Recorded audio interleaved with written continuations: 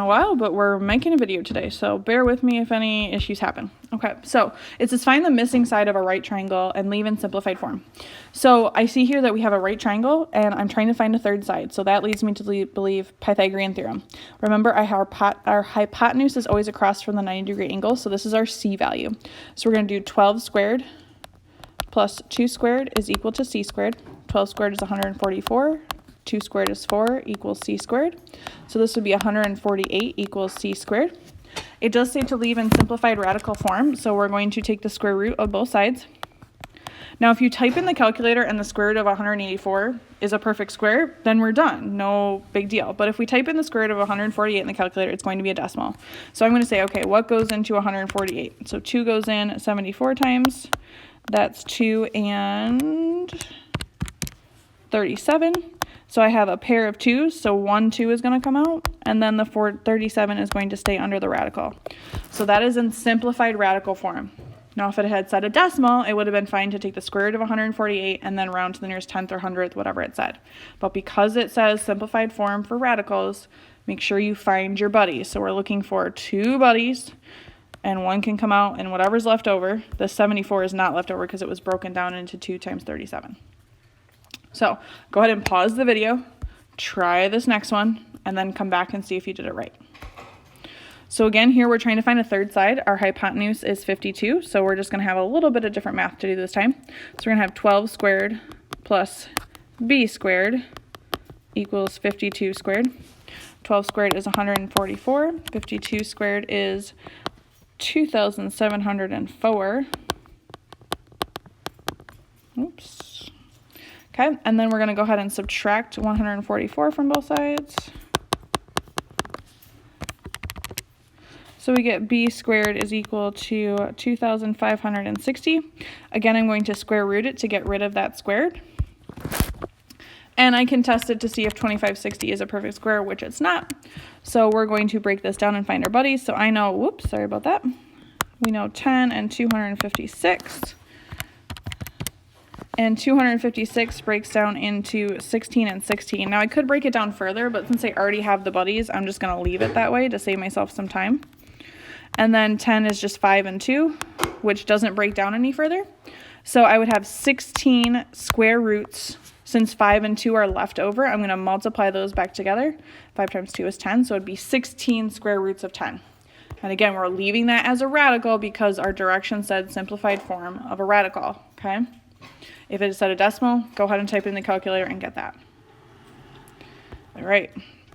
Next one, it says a right triangle has a hypotenuse of 13 and one side length of 8. What is the third length? As soon as you see that it's a triangle, draw a triangle. And since it says it's a right triangle, we're going to make a nice right angle. So it says the hypotenuse of 13. Remember, the hypotenuse is always across from the 90-degree angle. One of the sides is 8. It really doesn't matter which one we label. Again, if we're just trying to find a third side, Pythagorean theorem is great. And again, this one's our hypotenuse. So we'll have 8 squared plus b squared equals 13 squared. So 8 squared is 64 plus b squared equals 13 squared, which is 169. We'll go ahead and subtract 64 from both sides. So we're going to get b squared equals 105. Now this one did not specify if we were leaving as a simplified radical or if we have a decimal, so we'll do it both ways just to be sure. So the square root of 105 would be 10.2, but if we needed to break that down, we could do 105 divided by 5 is 21, so we'd have 5, 21, 3, and 7, so we have no buddies, so we can just leave it as the square root of 105. Okay. Go ahead and pause it and try part B for me here so that way you can see, and then check back in and see if you did it correctly. All right, we have another right triangle, so I'm going to draw my picture here. Hypotenuse of 52 and one side length is 48. So again, we're going to solve for this side. We can call it XB, I don't really care. All right, so we're going to have 48 squared plus x squared equals 52 squared. Because again, remember our 52 is across from the 90, so that makes that our hypotenuse, so that's why it's in this little column here. So 48 squared, we get some big numbers this time, is 2,304 plus x squared equals 52 squared, so we have 2,704. We're going to go ahead and subtract this over. Oh, I made up these numbers and it might actually turn out to be a nice number. So x squared equals 400. When we subtract that, we're going to square root, and the square root of 400 is a nice whopping 20. So we don't have to do any rounding or anything simplifying the radical because the square root of 400 is a perfect square. How nice is that? All right, we're going to continue on this. This says write as a simplified radical. So I see this is a 90-degree triangle. And since these two are equal here, that means it's a 45-45 triangle. Okay, and we know special things about 45-45 triangles. So we know that this side is x, this side is x, and this side is x times the square root of 2. Okay, so this is the hypotenuse. So this hypotenuse and this hypotenuse match. Okay, so I'm going to set those equal to each other so I can figure out what just x is, because just x tells me what this side is. Okay, so we're going to have 13 square roots of 5 equals x times the square root of 2. Now we're going to solve for x, and I ask myself, what's stopping x from being by itself? And that's the square root of 2. And it's multiplying x. So to undo that, we're going to divide by the square root of 2. So we get 13 square roots of 5 over the square root of 2. Okay, now, if this is all you can do, great. But to get full credit, you're going to need to rationalize the denominator. The math community decided they don't like square roots in the denominator. So we are going to get rid of the square root of 2.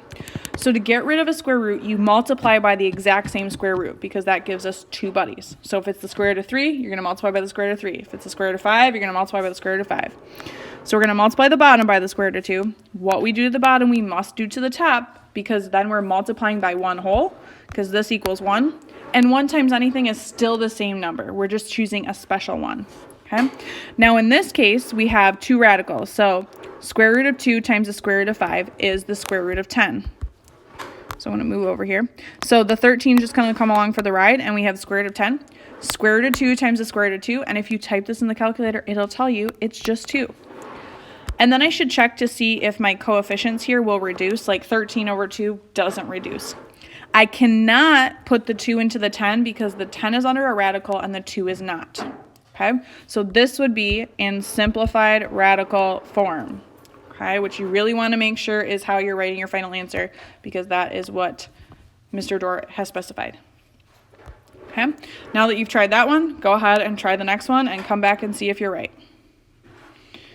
All right, so I'm going to erase this so that way we have some working room here. Again, we have our special right triangles, okay? So x squared roots of 2, x and x, okay? Again, I know that this is my hypotenuse because it's across from 90, and I'm trying to find these 2 sides. And again, this one's across from 90, so I know that matches x square roots of 2. So I'm going to go ahead and say, okay, x square roots of 2 equals 5 square roots of 2. We're going to divide by the square root of 2. Now in this case, the square root of 2 and the square root of 2 cancel. So all I'm left with is 5. So I know that this side is also 5, because in a 45-45 degree triangle, the 2 sides are equal. Okay?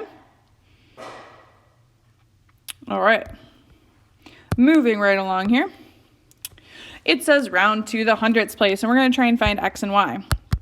So I see I have a right triangle. This first one's a 30-60-90 triangle, so I can use the 30-60-90 premise if I want, or I can use my sine and cosine. So when I see this angle, okay, the first thing I'm going to do is I'm going to label this is my hypotenuse, okay? The side opposite the 30, the one that's not touching 30, is what we call the opposite. And the side that's touching the 30 but is not the hypotenuse is our adjacent, okay? So let's try and find x first. Okay, so x is the hypotenuse, and then I also have the adjacent. So remember our SOHCAHTOA. SOHCAHTOA, let's spell that correctly. So I have adjacent and hypotenuse, which means I have cosine. So I'm going to have cosine of 30.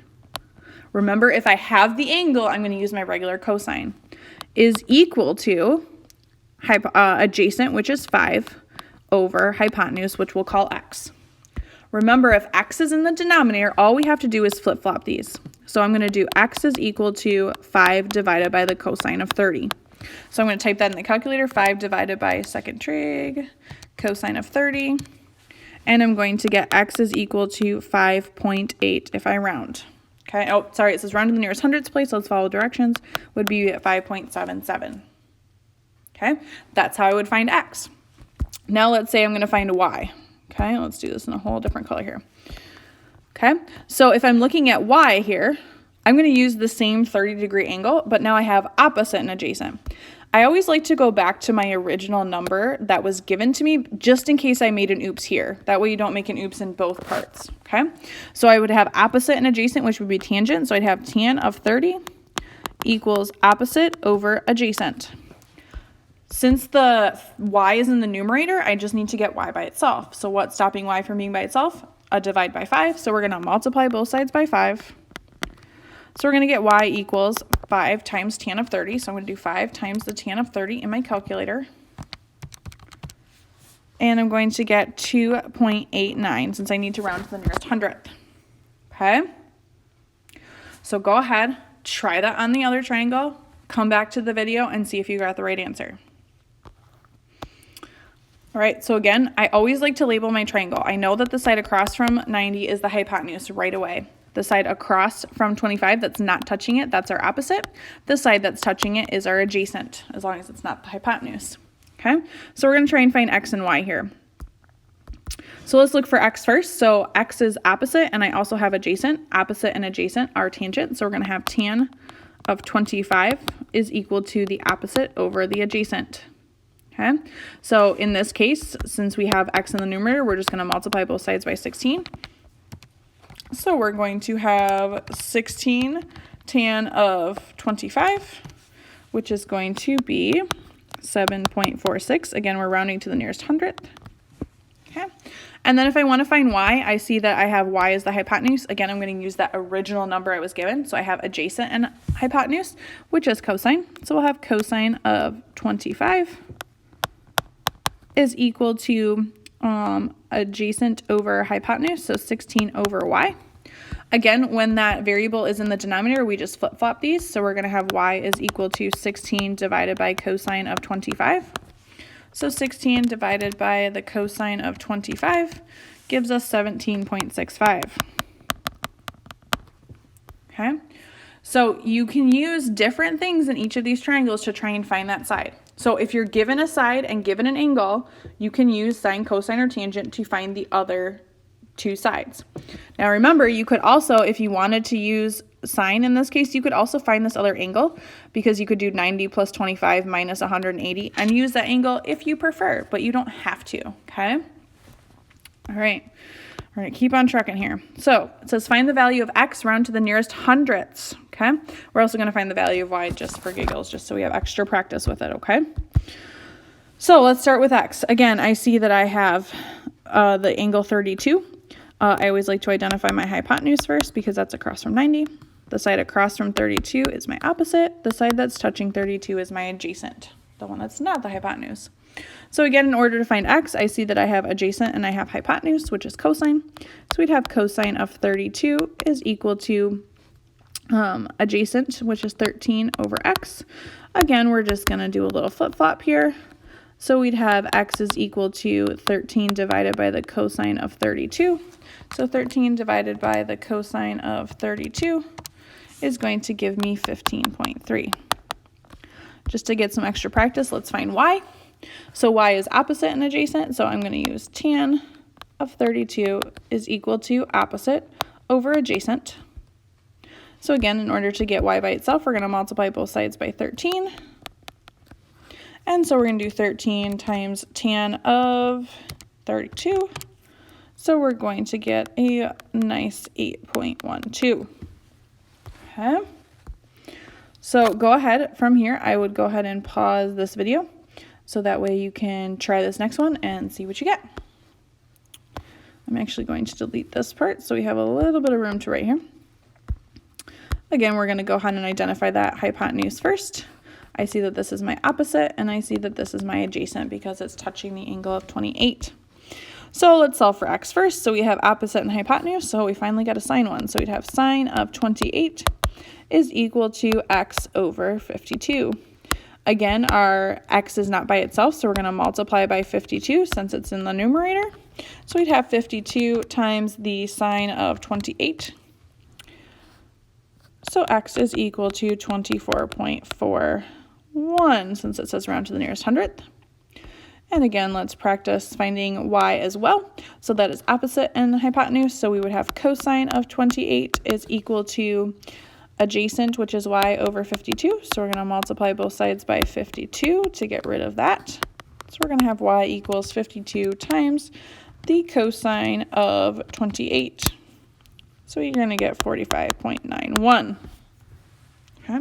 So again, for these last 4 problems, if you have a side and an angle, you just need to decide, am I going to use sine, cosine, or tangent, and set it up. Okay. So is it equal to, it's on your little sheet that I gave you.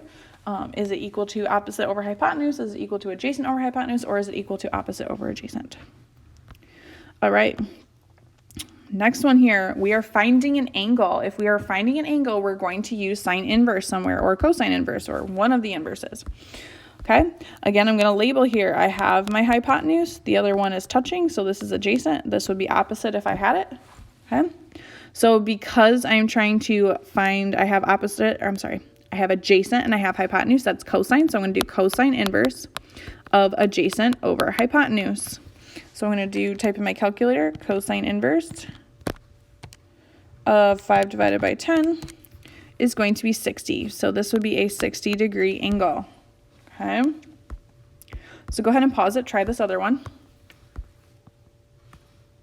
Okay, so if I do this here, we are going to have our hypotenuse is here. We don't know our hypotenuse. This is our opposite, and therefore this is our adjacent. So I have opposite and adjacent. So this time I'm going to go ahead and do tan inverse. So I have tan inverse of opposite, which is 5, over adjacent, which is 6. So we're going to do tan inverse of 5 divided by 6. Which is going to give us a 39.8. So this is round to the nearest 10th. So we'll make sure we do that. Okay. So again, if you're looking for an angle, that is going to be inverse. Okay. All right, we're cruising right along here. Okay, it says find the value of x, round to the nearest hundredth. So I don't really have to worry about this in this case being a radical because it says round to the nearest hundredth. So I can just type it in my calculator. Again, I'm looking for an angle. That means I'm going to do sine, cosine, or tangent inverse. Okay. Again, I like to identify that this is my hypotenuse. So that way I have it. Let's see if I can actually write properly here. And then this is opposite because it's opposite this. This side would be adjacent because it's the side touching x, but I don't have that information. So opposite and hypotenuse are sine. So sine inverse of opposite, which is 3 over the square root of 52. So we're going to have sine inverse of 3 divided by the square root of 52, which is going to give us a nice 24.58 since it says round to the nearest hundredth. Okay. Go ahead and pause this video and try this next one on your own and then come back and see if you did it right. So here again, I like to label my hypotenuse first. This one is opposite. Opposite and hypotenuse again are sine, so we're going to have sine inverse of 6 divided by the square root of 37. Oops, that's a 37, not a 2. So we're going to have sine inverse of 6 divided by square root of 37, which is going to give us 80.53. Now that's not super realistic, but we made up the numbers off the top of our head, so that's why. This is a very short line because it's not drawn to scale. So never assume that a triangle is drawn to scale. All right. Well, let's try one of these. Okay. Again, I am seeing that I am missing a side here.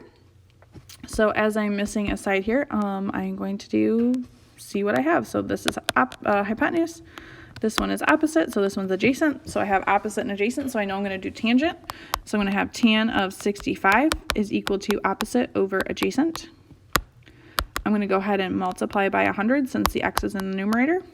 We're going to have 100 times the tan of 65. So this is 214.45. I don't remember what we need to round to on that one, but that's how tall our building would be, is 214 feet. Okay. All right, go ahead and pause it and try this next one. Again, I'm seeing my hypotenuse is over here. This is my opposite and this is my adjacent. So I have opposite and adjacent again that I'm trying to find here. So that's a good tangent. So we have tan of 73 equals opposite over adjacent. We're going to go ahead and multiply by 100 again. I'm running out of room. times by 100 times by 100. So we have 100 times the tan of 73. And so we get 327.09, let's say, if we were rounding to the nearest hundredth, is how tall our building would be. Okay. All right. We got just a couple more here. All right, so this says leave in radical form. So I can see that I have a 30, 60, 90 triangle, okay? And my 30, 60, 90, let me write, oh, of course my computer just decided to die right there. Let me zoom in on these real fast. So in a 30, 60, 90 triangle, let's draw it this way so we have it this way. So 60 and 90. So the 90 is the 2x. Across from 60 is x times the square root of 3. And across from the 30 is just the regular line numbers. Okay? So if I'm looking at this, okay, I know that x is equal to 6 square roots of 3. And it says find AC, so we're trying to find this. So all we're going to do is do 2 times the 6 square roots of 3. So 2 times 6 square roots of 3. Remember, because these are just like coefficients, we just multiply those together. So it'd be 12 square roots of 3, because the radical has to stay by itself. Okay? Go ahead and pause and try this next one.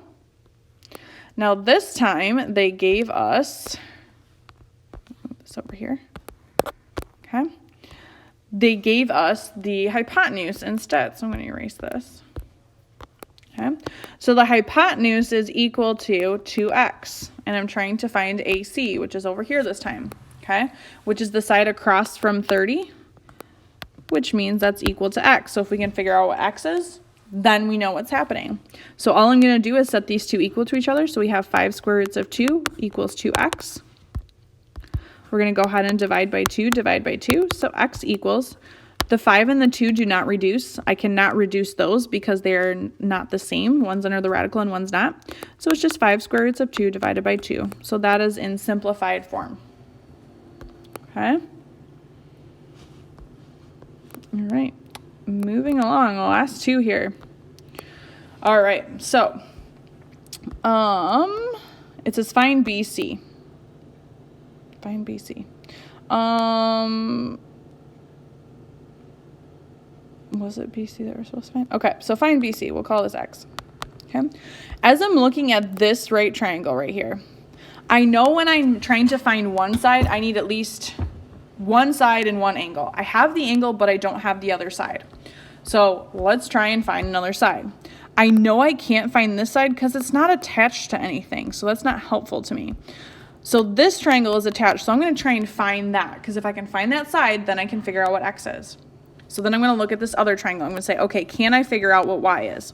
And I can in several different ways. So I see I have an angle and I have another side. Okay. So if I'm looking at this based on my triangle, this side is the hypotenuse because it's across from 90.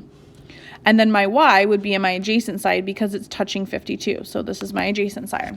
So I know that I can use adjacent and hypotenuse, which is cosine. So I'd have cosine of 52 is equal to adjacent over hypotenuse. So I'm going to multiply both sides by 21.